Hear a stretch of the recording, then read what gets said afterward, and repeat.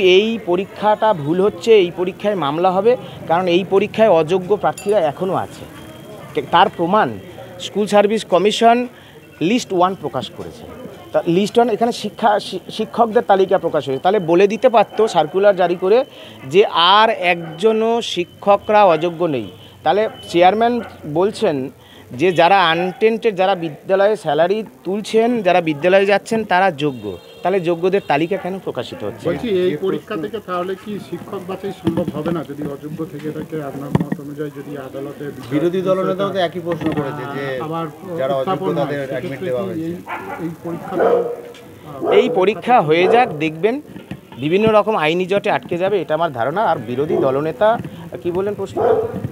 বিরোধী দলনেতা বলেছেন নির্দিষ্ট করে যে অনেক আছে যারা অযোগ্য, তাদেরকে অ্যাডমিট দেওয়া হয়েছে। আপনি যেটা বললেন যে এটা নিয়েও না, এগুলো তো তথ্য সাপেক্ষ, সুতরাং এগুলো নিয়ে মামলা হবে। আমি জানি এসএসসি যারা নিয়োগ অথরিটি তারাই ঠিক করে বলে উঠতে পারছে না, যে ঠিক তথ্য দিতে পারছে না, সুতরাং মামলা হবে।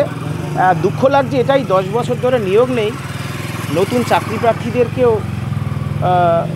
আবার একটা মামলার দিকে চলে যেতে হচ্ছে। কারণ আমরা 2016 সালে পরীক্ষা দিয়ে 26 সাল পর্যন্ত ঝুলে রইলাম, আর 26 সালে এই 25-এর শেষের যে পরীক্ষা, এটা 36 সাল পর্যন্ত এই ভোট রাজনীতি দড়ি টানাটানি চলবে।